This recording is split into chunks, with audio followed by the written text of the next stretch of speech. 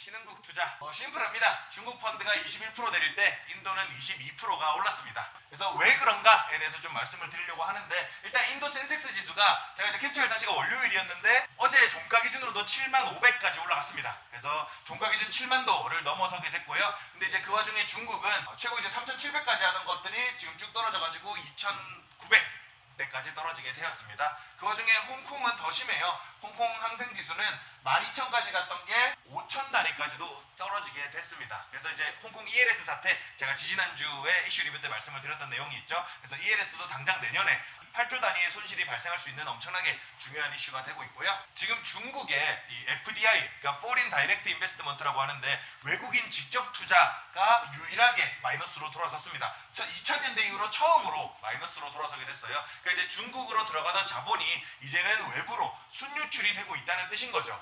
그래서 여기서 이제 어떤 이유가 있느냐를 생각해 볼 수가 있는데, 몇 가지 기사를 찾아보니까 중국에 대한 신뢰도가 98년 이후 최저라고 합니다. 그래서 외국 자금의 대탈주 두 가지 이유가 있는데, 첫 번째는 이제 부동산 위기가 장기화되는 것들. 지금 중국은 부채 비율이 300%에 달해요. 그 300%에 달하는 부채가 꽤나 많은 비율이 부동산입니다.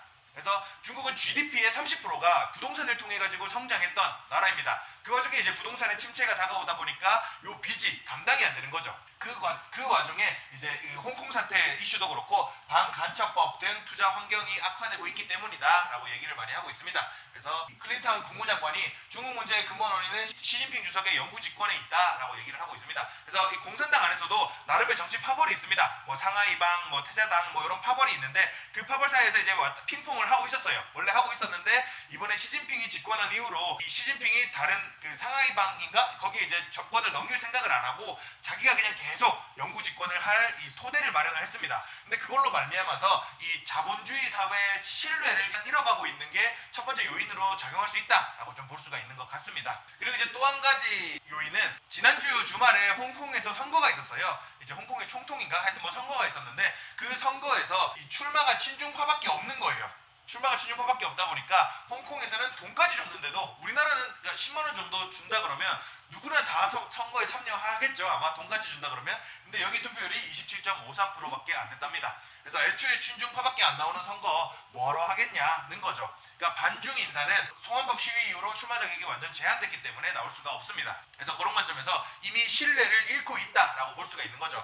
그래서 저는 사실 이 캐피탈리즘에 대해서 번역을 할 때 자본주의로 번역을 할 게 아니라 저는 신용주의로 번역을 해야 되지 않나라는 개인적인 생각을 하거든요. 그러니까 신용이 있으면 돈은 따라온다는 거예요. 근데 중국은 최근에 이제 시진핑의 영구 집권 이후로 매우 빠르게 신용을 잃고 있습니다. 근데 이제 신용을 잃고 있다 보면 돈은 자연스럽게 빠져나가지 않나라는 개인적인 생각을 조금 가지고 있고요. 그러는 와중에 10년 전만 해도 10%대 성장을 하던 중국은 10년 전에는 그래도 부채도 지금보다 훨씬 낮았고 성장도 훨씬 높았습니다. 근데 지금에 와서는 5%대 성장밖에 못하고 있습니다. 그러니까 그 와중에 부채는 300%나 되다 보니까 이 정도 성장을 해가지고는 그 높은 부채를 녹일 수가 없는 거예요. 그러니까 부채를 녹이는 방법은 여러 가지가 있지만, 내가 성장을 더 많이 해서 내 돈이 더 많아지면 상대적으로 부채 비율은 낮아집니다. 그런 식으로 하는 부채를 녹이는 방법도 부채를 녹이는 한 가지 방법이거든요. 근데 이제 300%에 달하는 부채를 녹이기 위해서 5% 성장으로는 택도 없다는 거죠. 근데 그러는 와중에 인도는 여태까지는 계속 정체가 되고 있다가 최근에 좀 약간 성장세가 우상향하는 모습이처럼 보이는 건지 아닌지 아직은 모르겠습니다. 근데 이 중국에서 빠져나온 신흥국에서 어쨌든 신흥국이 투자해야 될 자금인데, 중국에서 빠져나왔다면 달리 어디 신흥국에 투자할 데가 어디가 있을까를 고민해보면 지금 인도 외에 대안이 별로 없다는 거죠. 그런 관점에서 봤을 때 앞으로 중국에서 신용을 잃은, 중국에서 자본이 계속해서 빠져나올 가능성은 매우 높은 상황이고, 신용을 점점 얻어가고 있는 인도에 자본이 유입될 가능성은 여전히 높다라고 생각을 해볼 수가 있겠습니다. 그런 관점에서 저는 중국은 앞으로도 계속 투자를 하지 않는 게 유리할 것 같고, 앞으로도 계속 인도는 투자를 하는 게 훨씬 유리할 것 같다라는 접근 방식을 취하고 있습니다. 그래서 정리를 조금 드리자면요, 중국 증시는 수년째 하락세인 반면에 인도 증시는 수년째 상승 가도를 달리는 중입니다. 홍콩 통제 강화 이후로 동양과 서양을 잇는 금융 허브였던 홍콩 증시 또한 강한 하락세를 보이고 있고요. 수년 전부터 공산국가에 투자하지 않고 인도에 투자해왔던 저희의 이제 포트폴리오는 좀 성과가 괜찮게 나고 있습니다. 그래서 신흥국의 양대산맥인 중국 또는 인도에 투자해왔던 투자자들의 희비가 교차할 듯합니다. 센섹스 지수가 7만 포인트까지 상승한 지금 시점에서도 인도의 성장 가능성은 여전히 높다고 저는 보고 있고요.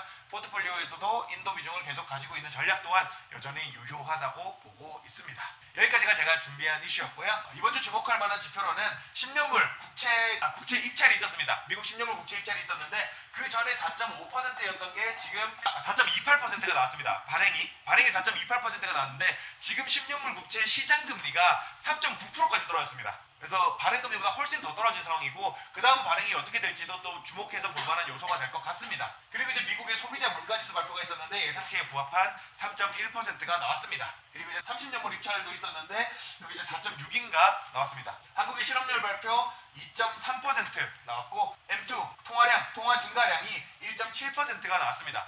그러니까 M2도 이제 M1과 M2의 개념이 있고 M1은 협의통화, 그러니까 바로 현금으로 쓸 수 있는 수표라거나 요구불리금을 얘기하는 거고 M2가 2년 미만의 금융상품, 그러니까 이제 1년짜리 예적금 이런 거는 이제 다 M2에 포함되겠죠. 그러니까 이제 넓은 의미의 통화량을 얘기하는 건데 일반적으로 통화량을 얘기할 때 시중에 돈이 얼마나 풀렸냐를 얘기할 때는 M2로 가장 얘기를 많이 합니다. 근데 이제 계속 통화량의 증가량이 지속적으로 줄어들고 있어서 작년 초만 해도 22년 초만 해도 10%대 증가를 보이고 있었거든요. 우리나라 M2가. 근데 이제는 1.9%에 지나서 1.7%까지 떨어지게 됐습니다. 그리고 이제 생산자 물가지수 발표가 있었는데 이거 0.0% 나왔습니다. 이제 미국도 이제 마이너스 물가까지도 갈 수 있는 어느 정도 여지가 생기고 있다라고 말씀을 드릴 수가 있겠고 미국의 원유 재고 발표도 있었는데 제가 체크를 못했고 미국의 기준금리 결정이 있었습니다. 이 기준금리 결정에 대해서도 제가 아마 다다음 주 이슈 리뷰 때 자세히 말씀을 드리긴 하겠다만 일단 5.5%로 동결을 했고요. 근데 좀 잠깐 말씀을 드리자면 시장 기대가 내년에 4번 낮추겠지라고 기대를 하고 있었어요. 근데 이제 연준이 이제 그 기대에 부응을 해가지고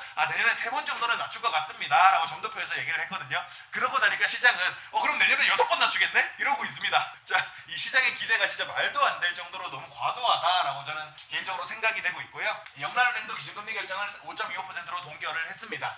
그리고 유럽중앙은행도 4.5%로 기준금리를 동결을 했습니다. 그리고 신규 실업수당 청구 건수가 200K 정도 나왔습니다. 그리고 이제 소매 판매는 오히려 0.3% 증가를 했습니다. 그래서 이 부분에 대해서도 시장이 이제 이거를 어떻게 받아들일까를 생각해 볼 만한 재밌는 소재가 될 것 같습니다. 항상 중요한 거는 이 결과에 대해서 시장이 어떻게 바라보는가가 중요한 거죠. 시장이 어떻게 바라보는지는 시장의 방향성을 보고서 그러니까 증시가 오르냐 떨어지냐, 채권금리가 오르냐 떨어지냐 이런 걸 통해 가지고 시장이 어떻게 생각하냐를 해석할 수가 있는 것 같습니다. 그리고 이제 다음 주 주목할 만한 지표로는요. 유로존의 소비자 물가지수 발표가 있겠습니다. 그리고 이제 가장 중요할 것 같아요. 일본은행의 기준금리 결정이 있습니다. 일본은행의 기준금리 결정에서 앞으로의 긴축 방향성, 계속해서 완화적인 통화 정책을 펼칠 건지, 우리 좀 긴축을 할게요 라고 얘기를 할 건지, 이게 매우 중요한 이슈가 될 것 같습니다. 그리고 이제 중국의 LPR 금리 결정, 그러니까 사실상 중국의 기준금리가 이 LPR입니다. 그래서 이 LPR 금리 결정이 20일 날 있겠고요. 그리고 이제 영국의 소비자 물가지수, 한국의 생산자 물가지수, 또 미국의 GDP 확정치